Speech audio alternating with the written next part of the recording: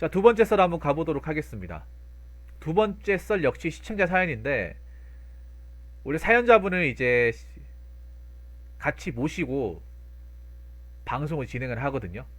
사연자분은 이제 옆에 시청하시기에 시간 맞춰가지고 접속시킨 다음에 그분이 보는 앞에서 사연 진행해서 이제 제가 물어볼 거 물어보고 피드백 바로 주는데, 이분이 뭐 약속이 있어가지고 방송을 못 보겠다고 하시는 거예요. 그래서 저한테 부탁하신 게, 본인 없이 방송 진행에 상관없으니까 진행을 해달라고 좀 요청하셨어요. 그래서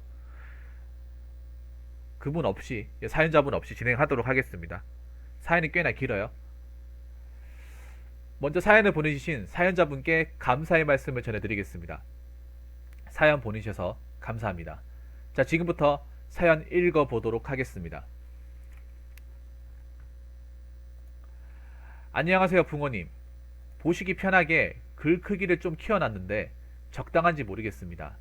1년 전 붕어님 방송을 보게 되고 지금은 구독자가 되어 요즘은 일하다가도 샤워하면서도 시청자들 사연 듣는 재미로 살아요.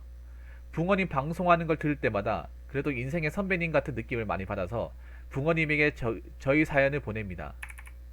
안녕하세요, 붕어님. 저는 올해 27 남성입니다. 아마 붕어님보다 동생일 거라 생각합니다.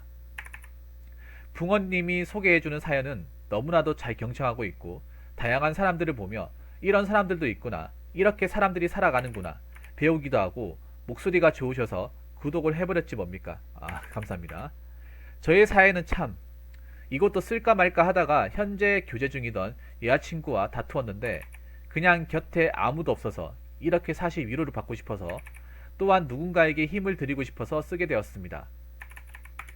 저희 어머니는 5살 때 아버지와 이혼하고 아버지께서 저를 키우셨습니다. 내용이 엄청 길어질 것 같아서 최대한 짧게 요약해서 쓰겠습니다. 아니, 요약한 게 이 정도라고요? 초등학교 때까지는 어느 가정처럼 어머니는 없지만 저에게 아버지는 항상 듬직하고 친구 같은 존재였습니다. 중학교에 올라가게 되면서 아버지가 10년지기 친구랬나? 분에게 사기를 당하셔서 전 재산을 탕진하십니다. 어떻게 된 건지 잘 기억나지는 않지만 건설일을 하시다 몇 년치 돈을 못 받으시고 친구분이 한 번에 준다 했나 뭐랐나, 아무튼 몇 년치 급여를 못 받으시고 친구분이 다른 사람들 돈까지 해서 몇십억을 해서 해외로 도피했다 하더라고요. 여러 사람들이 집에 찾아왔다 가고 방송사에서도 찾아오고 그랬습니다. 저의 상황은 이때부터 시작됩니다. 아버지는 그냥 폐인이 되셨습니다. 매일 술만 드시고 웃지를 않으시고 돈도 안 벌어오시고, 그러다가 월세가 밀리니까 일용직에 나가기 시작하셨는데, 밝은 아버지는 이제 없었고 항상 화만 가득한 아버지가 많이 있었습니다. 그런데 이제 일용직으로 벌어오신 돈을 가정을 위해 쓰진 않고 술과 게임 그리고 아주머니들 만나면서 쓰시더라고요. 자연스레 학교에 급식비도 못 내고 내야 할 것도 항상 밀리고 선생님을 찾아뵙는 일들이 많았고, 집과 학교도 멀었는데 1시간씩 걸어다니며 버스 탈 돈도 없어서 걸어다녔습니다. 중학교 3학년까지 그렇게 보내고 조그만 여관방에서 살았는데 그 돈까지 밀리게 되고 저는 가출을 해버렸습니다. 집구석에 들어가 살기가 너무 싫었거든요. 매일 술을 드시며 너가 없었으면 난 더 잘 살았을 거라고 그런 말까지 듣고 너무 슬프고 어려서 어떻게 해야 할지 모르겠고 그렇게 1년을 가출했습니다. 고등학교 1학년까지 가출팸들과 20대의 누나 집에서 살았습니다. 그 누나를 만나기 전까지 제가 아는 동생들 8명에서 그 꼬맹이들이 저보다 한두 살 어리니 중학교 2학년 3학년 됐을 거예요. 제가 제일 형이었습니다. 당시 고1로요. 겨울날엔 지옥이었습니다. 동네 빌라 화장실 비밀번호 눌러보면서 추위를 피하려고 박스 깔고 서로 뭉쳐서 떨고 있고, 또 담배도 배워가지고 매일 꽁쳐 주우면서 아이들이랑 누가 더 긴 거 주워서 왔는지 내기도 하고, 낮에는 팀을 나눠서 마트에서 통조림이나 컵라면 폐진통에 숨겨서 나와서 그걸로 끼니를 때우고, 다시 저녁에는 화장실에 와서 박스 깔고 떨고, 당시 사람들이 들어오면 저희 때문에 화장실 이용을 못하고 나가더라고요. 교회에서 몰래 잔 적도 있고, 여름에는 놀이터 정자에서 자고 이런 날도 있었습니다. 병원 입원실 빈 곳을 골라서 잔 적도 있었는데, 8명이 침대 4곳에 있는 곳에서 2명씩 들어가 잤는데 새벽에 간호사가 들어오더니 슬그머니 문을 닫더라고요. 그때는 떨면서 쫓겨나지 않기를 바랬는데 지금 생각해보니 침착한 분이었습니다. 저희가 가출생인 걸 알면서도 자라고 내버려 두신 것이었어요. 그렇게 한 달 정도 그 경기도의 병원에서 잤습니다. 사실 말을 해야 할지 말지는 모르겠지만 상상도 못할 나쁜 일들을 많이 했습니다. 그러나 이것은 저의 기록으로만 간직하겠습니다. 수많은 일들을 겪고 의아해 하실지 모르겠지만 저는 18살 때 아르바이트가 뭔지 알았습니다. 제가 일을 할 수 있을 거라고 상상도 못했거든요. 알았다는 게 몰랐다는 거죠. 그렇게 해서 저는 동생들을 남겨두고 첫 일터이자 아르바이트인 주유소 아르바이트 숙식으로 들어갑니다. 이때를 생각해보면 참 엄청 미치도록 빡센 곳이었는데 나한테 돈을 주면서 일 시키는 곳이 있다는 것을 생각하니 원래 이런 거구나 싶었거든요.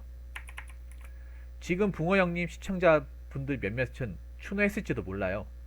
아무튼 동생들을 떠나보내고 저는 짐을 챙기고 택시에 올라타는데 1년여 동안 가출했던 동생들이 많이 울었어요. 택시 앞에서 뭐 하는 건지 저는 무슨 보스가 죽으러 가는 것처럼 아직도 기억에 남네요. 저는 자랑스럽게 너네도 이제 알바라는 걸 하면서 착하게 살아라. 난 먼저 간다 하고 최초의 가출팬 창설자이자 먼저 떠난 사람입니다. 내용이 길어서 그렇지 너무 많은 추억과 사악함이 있어요. 저에게 욕을 하실 수도 있지만 그 당시 그 아이들은 여러 환경 속에서 안타까운 아이들이 만나 공동체를 이루었고 자신의 몸을 돌보지 못하는 아이들이 할 수 있는 일은 나쁜 짓밖에 없었어요. 누군가 그들을 보듬어 줄 수 있는 환경이 있었다면 그렇지는 않았을 텐데 욕은 하실 수 있지만 저는 그렇게 생각을 하고 있었습니다. 그렇게 밖에서 자다가 놀이터에서 어떤 20대 누나를 만나서 다행히 그 누나 혼자 사는데 좀 양아치긴 했지만 재워져가지고 몇 달 그렇게 따뜻하게 보냈답니다. 그렇게 저는 첫 아르바이트를 하였고 한두 달쯤 됐나 고모에게 연락이 왔습니다. 할아버지가 돌아가셨으니 장례식장에 오라고요. 그렇게 아버지를 만났습니다. 사실 저는 그렇게 집으로 돌아갈 줄 알았습니다. 1년이 좀 넘게 흘렀고 아버지를 만났으니까요. 아버지는 장례식장에서 나와서 담배 한 대 피시며 저에게 뭐하고 지냈냐고 말하시며 저는 알바를 한다고 말했습니다. 정말 당당하게요. 나 혼자 잘 살고 있다. 이런 걸 어필하고 싶었나 봅니다. 아버지는 저에게 친척들에게 절대로 가출한 얘기 하지 말고 학교 잘 다니고 있다고 말해라고 말씀하시며 아빠가 월세가 밀려서 그런데 60만원을 저에게 요구를 하셨습니다. 저는 장례식 끝나고 월급이 60만원을 아버지에게 입금하고 정말 뿌듯했습니다. 아버지에게 도움이 되는 아들이니까요. 한편은 씁쓸하기도 했지만 상관은 없었습니다. 그런데 아버지가 지금 상황이 안 좋아 아버지가 삼촌 내서 살고 있으니 그 알바 계속 하라고 하셔서 알겠다고 하고 그렇게 헤어졌습니다. 가출을 했는데 걱정은 없으시고 자연스럽게 이렇게 얘기가 나왔습니다. 그런데 한 달, 두 달 아버지는 계속 월세를 요구하셨습니다. 그때 제 월급이 130만원이었거든요. 그런데 주유소 형들이 제 사정을 듣고 아버지에게 돈을 입금하지 마라. 아버지 버릇된다. 이건 아버지가 할 행동이 아니다. 너 젊은데 평생 아버지 뒷바라지 할 거냐? 사실 그러면 안 됐지만 저도 형들의 설교를 듣고 나니 아버지에게 장문의 문자를 보냈습니다.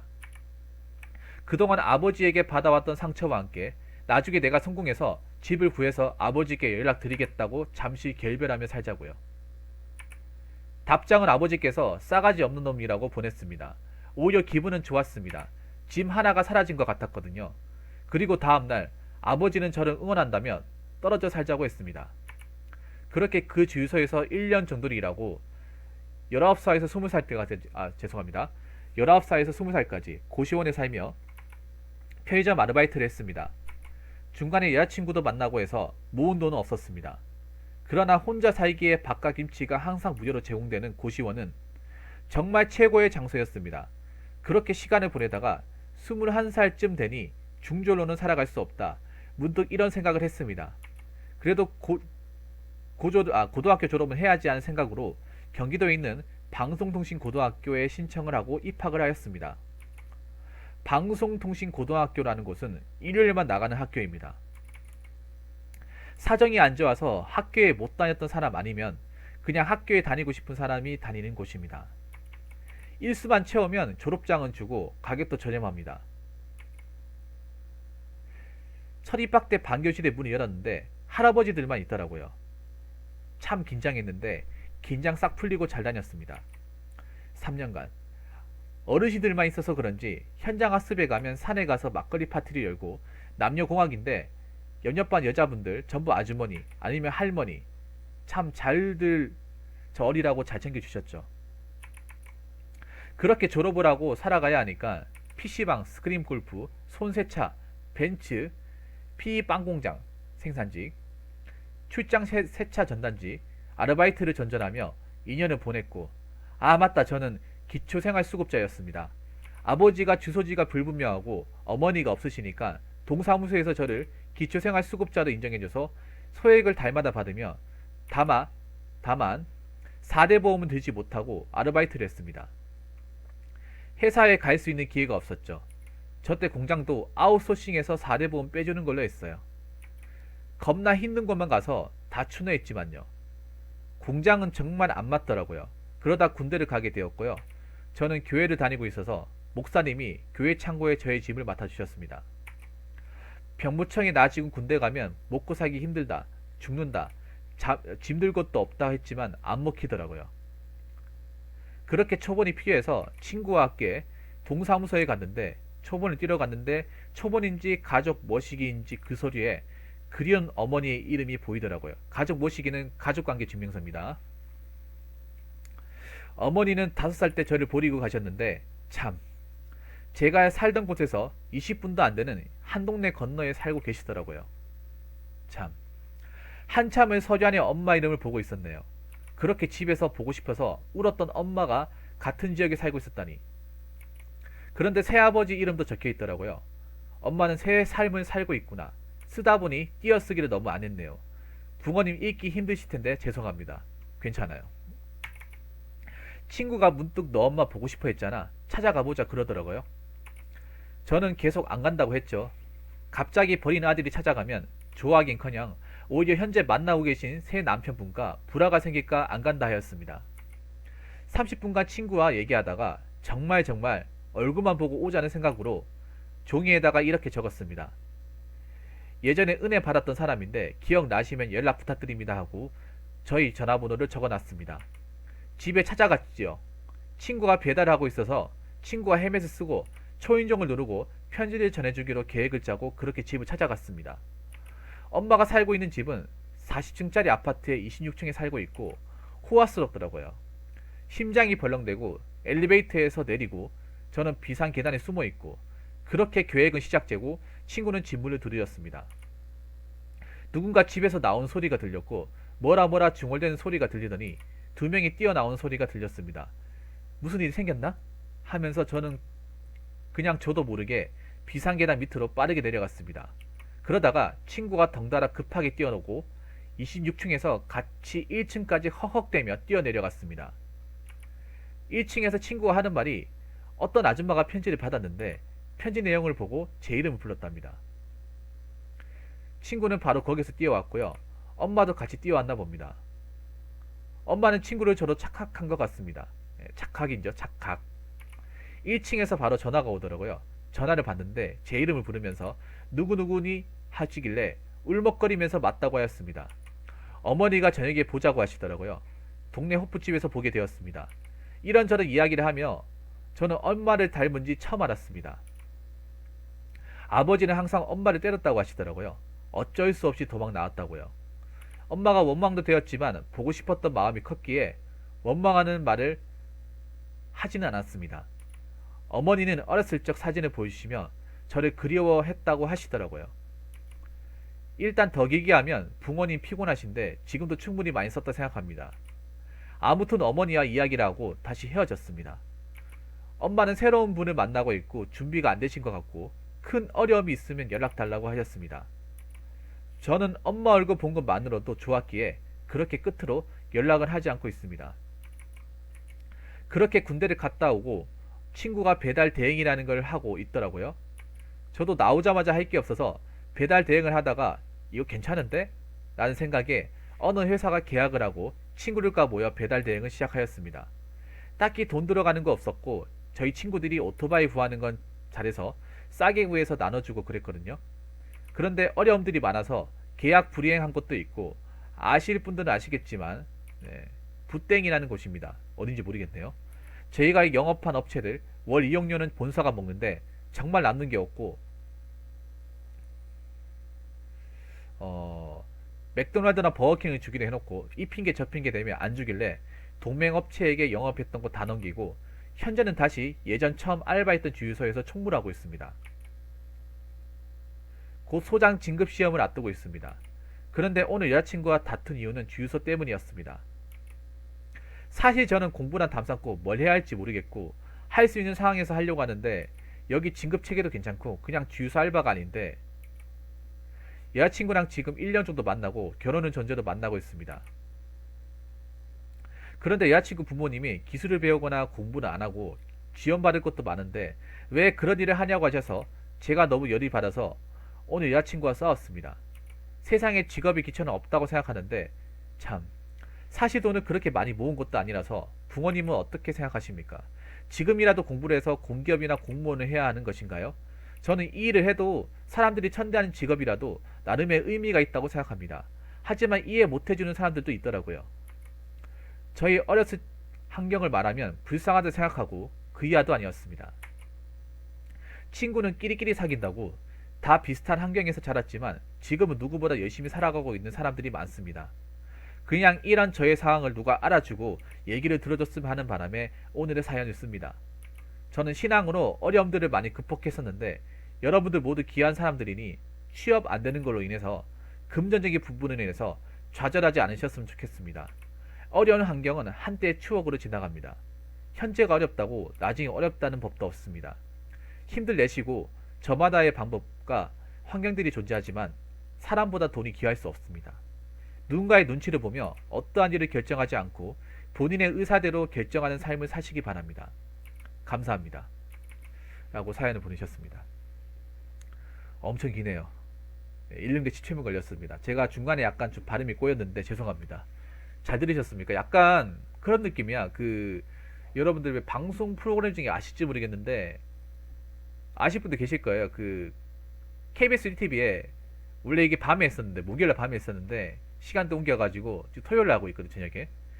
현장도보 동행이나 프로그램이 있어요. 약간 그 동행에 나와 있는 약간 자녀분들 보는 그런 느낌이었어요. 그거를 약간 글로 보는 느낌이야.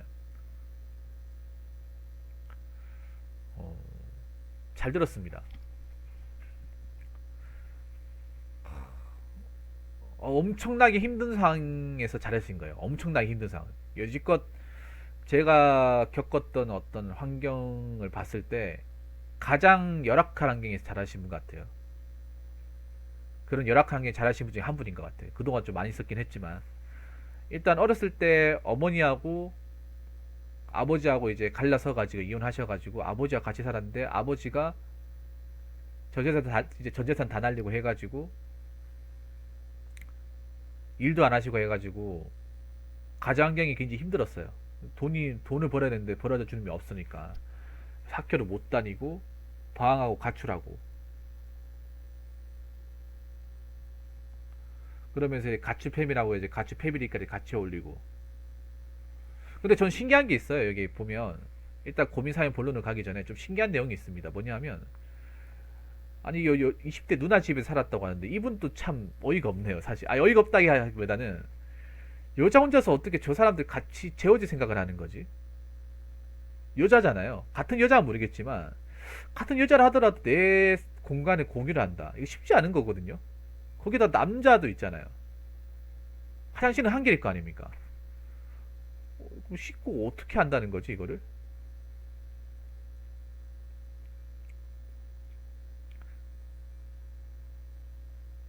이것도 한 명이 아니라 여러 명이 갔을 거 아니에요.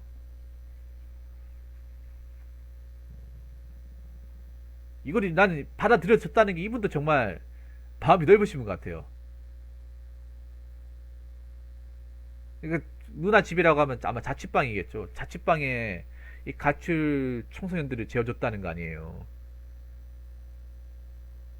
사실 좀 냉정하게 얘기해서 이 친구들이 뭐 집에 와가지고 뭔 짓을 할지 모르잖아요, 사실. 그래서 좀 의아했습니다. 그래서 이걸 물어봐야 되는데 또 애석하게도 사연자분이 없어요.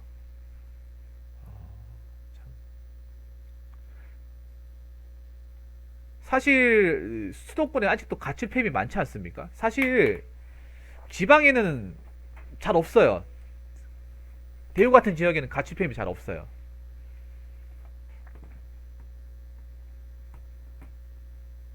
아마 이분도 아마 수도권에 사시는 분이 아닐까 생각을 해요. 아니 수도권에 가출팸이 좀 있지 않나요? 이게 사회적으로 굉장히 문제가 되긴 했는데 아직도 이 문제가 해결 안 되지 않았나요? 가출팸. 그래서 이분이 지금 군대를 갔다 왔고 이것저것 일하면서 바쁘게 사셨네요. 마냥 놀진 않았네요. 그래서 이제 일단 저 방송통신고등학교 나와서 고등학교 졸업 좀 받고 이제 고졸이고 음, 그래서 지금 주유소 일하면서 총무하고 소장 주유소장을 하고 있고 소장 진급을 앞두고 있고 27살에 여자친구 같이 있고 사귀고 있고 결혼 전제로 사귀고 있고 근데 너무 빠르지 않나? 결혼을 전제라고 하는 게 27에 결혼 전제라는 게 너무 빠르지 않나요? 오유진님 어제 반갑습니다. 여러분도 그렇지 않습니까? 이미 27살인데 결혼을 전제로 사귄다. 뭐 이 여자분이 뭐 연상인가? 뭐, 뭐 확실하진 않지만 예, 문제가 이거죠. 일단 사연의 어떤 그 고민이 될 수 있는 요 내용을 한번 보도록 하겠습니다.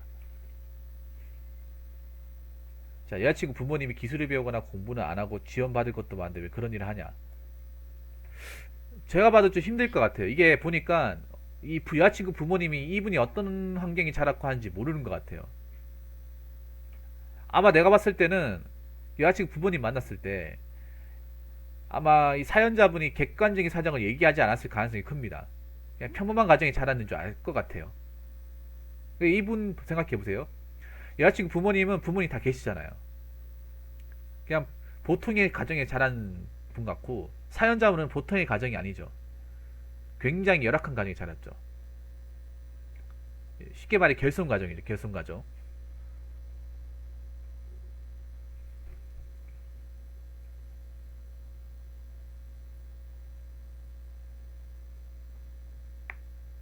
봐봐요. 지원받을 것도 많다고 했는데 사실 사연자분 지원받을 게 하나도 없습니다. 누구한테 지원을 받나요? 자급자족 해야 돼요. 지금 어머니하고 연애했으니까 그때 얼굴 본 게 다지 뭐 이렇게 도움을 받기 힘들고 아버지는 거의 손절하다시피 했고 이분 혈혈단신입니다. 혼자서 먹고 살고 해야 돼요. 지원받을 게 많지 않죠.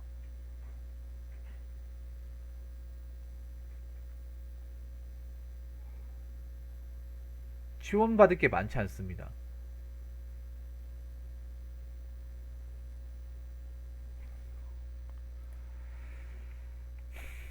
그리고 뭐 지금이라도 공부를 해서 공기업이나 공무원을 해야 하는 것인가? 근데 저는 아예 이분 같은 경우에는 좀 냉정한 얘기지만 공기업 공무원은 아예 그냥 아예 그냥 시도조차도 안 했으면 좋겠어요.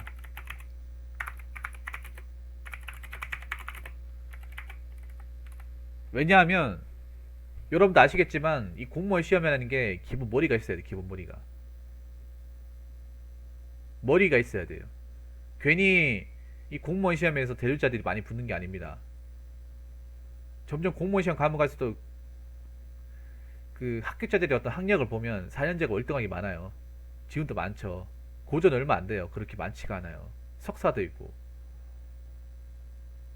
근데 이분 같은 경우는 사실 제대로 공부해본 적이 한 번도 없고요. 중학교를 중퇴했고요. 아, 중학교 중퇴인지 모르겠지만 중학교 졸업했지만 고등학교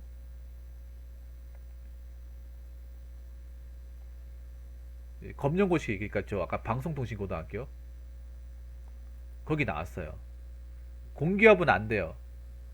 공기업 들어가고 싶어도 안 돼. 자격증도 없어.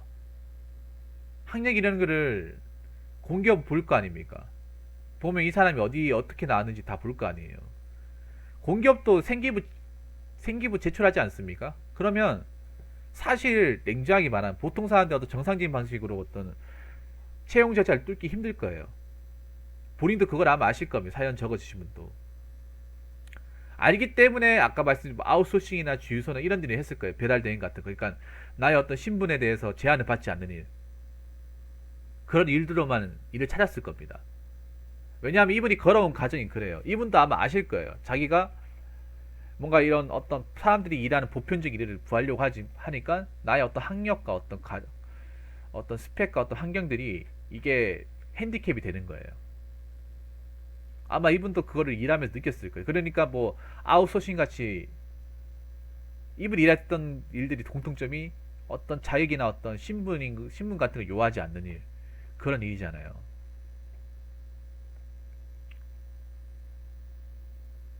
그런 일이지 않습니까?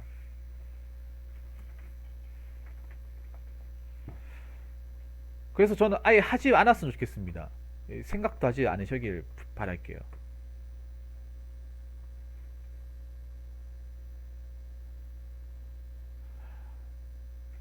공기업 지원하면 생활기록부를 같이 제출할 텐데 거기에 나오면 이분이 좀 가출이나 비행을 저질렀다는 사실이 나올 거 아니에요. 나올 거지 않습니까?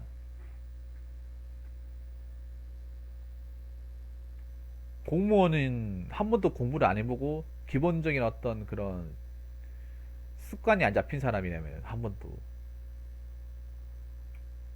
그러면 책 보면 머리가 멘붕이 올걸요. 아마 아무것도 안 들어올걸요. 진짜. 그렇기 때문에 저는 아예 시도조차도 하지 않았으면 좋겠습니다.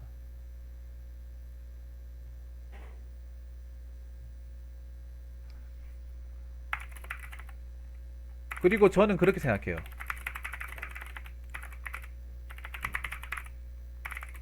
여자친구의 결혼도 중요하지만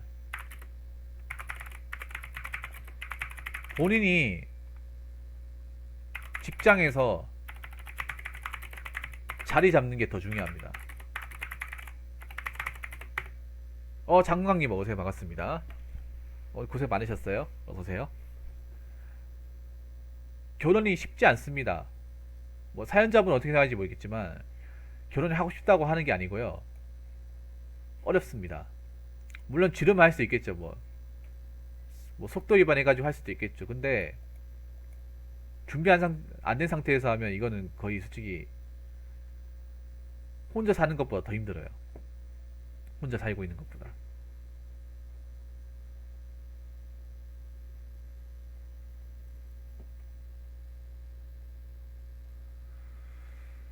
그래서 님 지금 소장 되고 싶잖아요. 소장 되고 싶잖아요. 소장부터 돼요. 소장 되면 아마 주유소는 웬만해서 잘 안 망해요. 주유소 같은 경우에는. 이거 동네 주유소 좀 괜찮은 데는 잘 안 망합니다. 주유소가 얼마나 뭐 대단한지 모르겠지만 주유소는 웬만해서는 막 망하고 하는 경우는 별로 없어요. 왜냐하면 목이 좋으면 오래 하는 데는 진짜 오래 해요. 만약에 거기 장사 잘 되는 주유소고 이제 연식이 좀 오래되고 있으면 아마 쭉 갈 겁니다. 소장하면 월급 좀 많이 받기 싶은데. 저는 님이 좀 안정적으로 월급 받으면서 그렇게 지내는 게 전 좋다고 생각이 돼요. 본인도 지금 뭐 총무까지 가가지고 소장 바라보는 게 거저된 게 아니잖아요. 님이 일을 잘하고 주유소 일을 잘하고 신입 얻었으니까 소장을 달아주는 거잖아요. 성실하니까. 아무나 달아주는 거 아니잖아요. 맞죠? 이런 주사 호스 잡는다고 아무나 소장 달아줍니까? 소장 한 명밖에 없는데 주유소에. 이 사람이 주유소 일을 잘하고 영업 그 사람들한테 잘하고 관리를 잘하니까 얘한테 소장을 줘도 되겠다 싶어서 소장을 주는 거죠. 그래서 나는 가장 실현 가능성 있는 걸 하는 게 맞다고 생각해요. 실현 가능성. 실현 가능성 있는 게 지금 소장 되는 거잖아요. 이제 조금만 노력하면 될 것 같은데.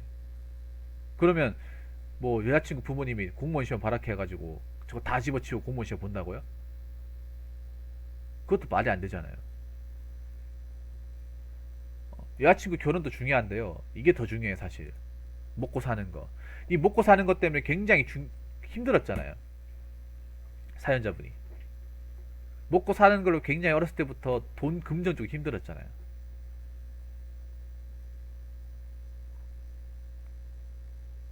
돈 얼마 없어가지고 먹고 싶은 걸 못 먹고 자고 싶은데도 마음대로 못 자고 그렇게 생활했잖아요. 그거를 누구보다 잘 아시는 분 아닙니까? 저는 그렇게 생각해요. 이미 자리 잡아서 돈 안정적 벌어서 보금자리 마련하는 게 가장 우선이 생각해요. 그리고 냉정하게 말해볼게요. 뭐 결혼한다고 했는데 결혼은 그냥 뭐 하고 싶다고 합니까? 결혼에서 가장 중요한 게 보금자리 마련하는 거예요. 보금자리 첫 번째고 두 번째 수입이에요. 이 두 가지 충족이 안 되잖아요. 그럼 매일 싸워요. 충족 때도 싸웁니다. 성격이 안 맞으면.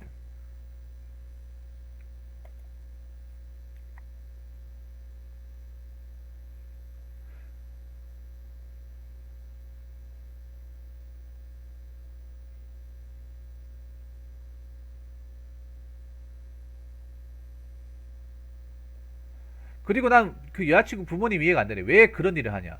이게 위험한 일이야? 이게 나쁜 일이에요?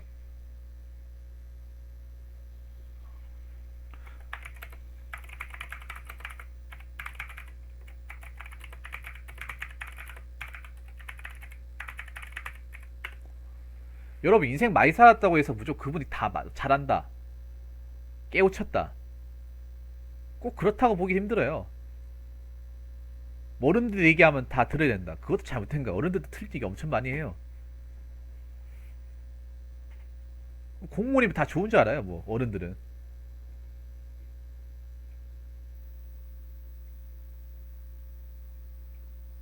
저도 그런 느낌 들었어요. 사연자 미라를 무시하는, 약간 무시하는 그런 좀 깔보는 느낌 들었어요. 왜 님이 깔보는 걸 당해야 돼요?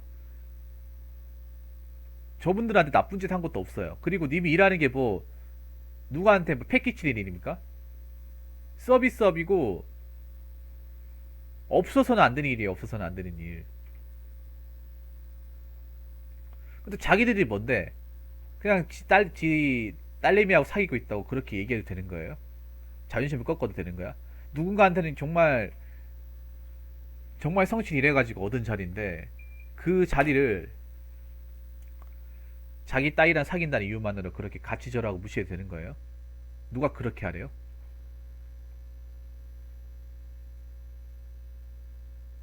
어느 누가?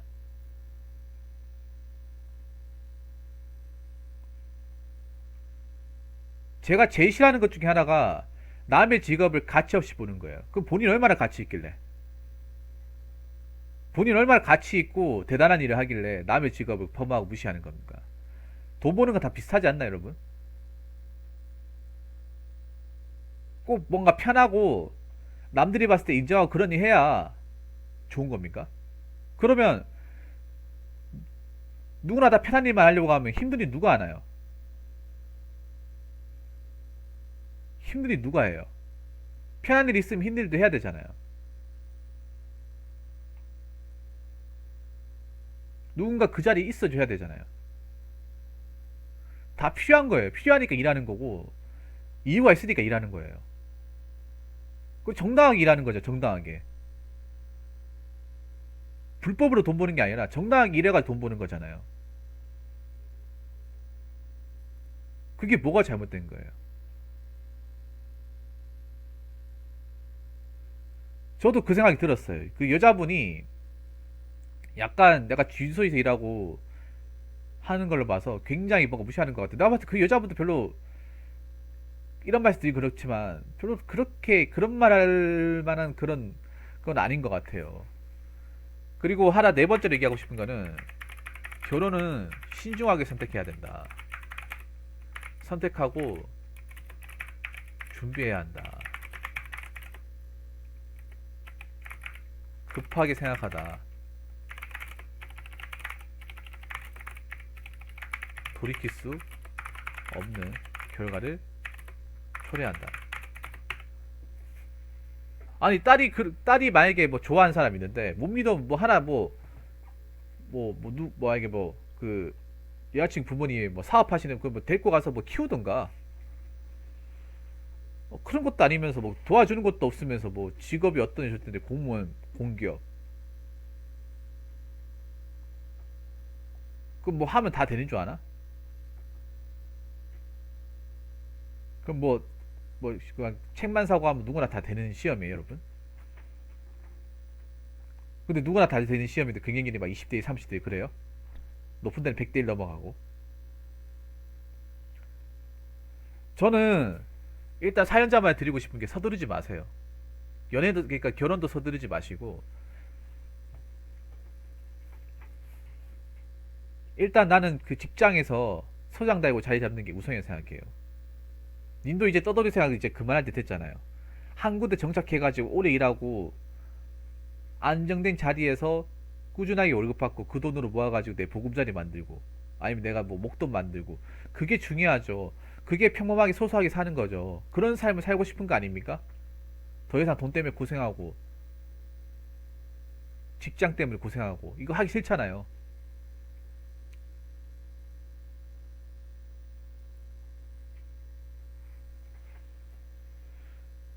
그리고 아까 얘기했던 부분 중에 하나인데 결혼 쉽게 생각하시면 안 돼요.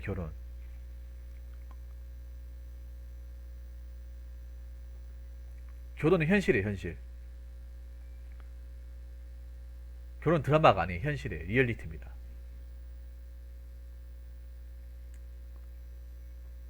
준비 안 돼 있으면 힘들어요. 님도 준비가 안 돼 있잖아요. 여자친구 준비가 돼 있어요. 둘 다 준비가 안 돼 있잖아요. 객관적인 준비.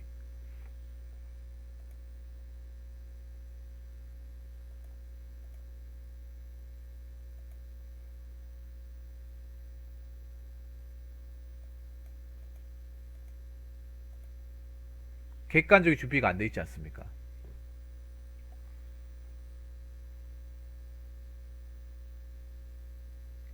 두 가지가 준비돼 있어야 돼요. 일단 돈이 있어야 되죠. 돈도 있어야 되고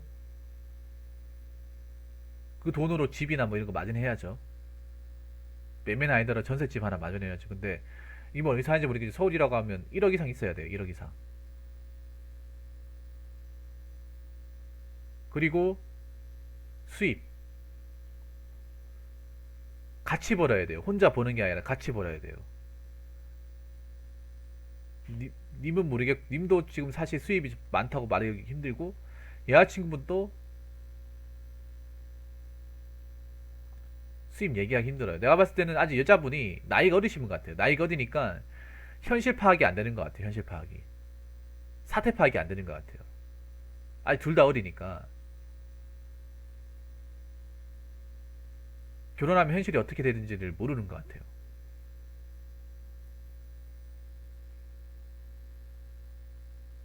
감당해야 될 거 엄청 많아요. 감당해야 될 거. 결혼하면 무조건 행복하지 않아요. 지옥이에요, 지옥. 아무리 내가 너 없이는 못 산다. 어? 하루라도 너랑 같이 살아야겠다. 이렇게 죽도록 너만 사랑 얘기하잖아요. 현실이 되잖아요. 이 사람만큼 또 원수가 없어요. 이 사람만큼 또 꼴보기 싫은 사람이 없어요. 지금은 아니라고 얘기할 수 있겠지만 현실의 벽에 부딪히고 어떤 한계점에 임계점이 도달하게 되면 지금 내가 연애 때 보지 못한 모습을 볼 수도 있어요. 그렇기 때문에 결혼이라는 거 정말 그냥 좋아하면 다 되고 그런 거 절대 아니에요. 그래서 현실적으로 생각을 해야 돼요. 현실적으로. 저는 허무맹랑한 얘기하는 스타일이 아닌 거 아시잖아요. 그래서 일단 1순위가 님한테 1순위는 그냥 소장되는 거예요. 주유소에 소장돼가지고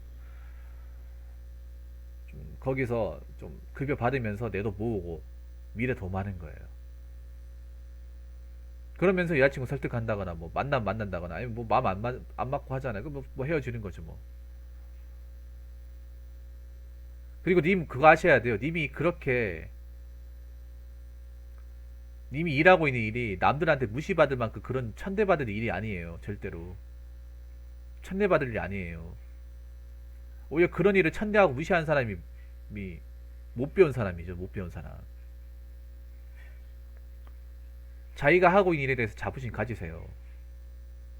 제가 하나 얘기하자면 어떤 직업이나 일 가지고 무시하는 사람 치고 제대로 된 사람 본 적이 없어요. 이건 확실해요.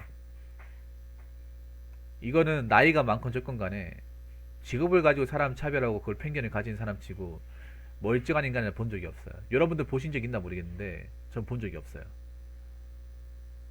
그렇기 때문에 제가 판단 드리는 게 좀 도움이 되었으면 좋겠습니다. 지금 사연자분이 여기 자리 없으시기 때문에 뭐 더 진행하는 건 힘들고요. 마지막으로 제가 드리고 싶은 얘기는 마지막으로 드리고 싶은 얘기는 전 님이 누구보다도 행복했으면 좋겠습니다. 왜냐하면 어렸을 때 굉장한 아픔을 많이 겪었던 사람이에요. 많이 겪었던 사람이야. 그래서 많이 겪은 만큼 뭐 성숙해지는 것도 있는데요. 근데 저는 더 이상 그런 아픔을 겪지 않았으면 좋겠어요. 근데 그런 아픔 안 겪으려면 님이 잘 되고 님이 정신 차리고 님이 이제 돈이나 어떤 그런 경제적인 부분에 대해서 마이너스가 되면 안 돼요. 님 앞가림부터 똑바로 해야 돼요. 그러니까 아버지처럼 살기 싫잖아요. 아버지처럼 돈 때문에 고생해가지고 뭐 자식한테 돈 빌려달라 이렇게 하기 싫잖아요. 그럼 님부터 일단 똑바로 해야 돼요.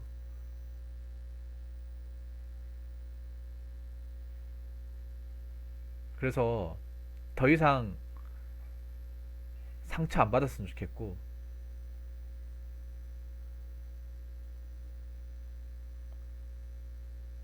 그리고 힘들더라도 한경탁 안 하셨으면 좋겠습니다.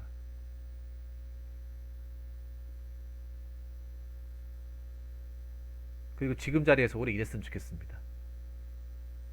제가 해드리고 싶은 말이 이게 답니다. 아무튼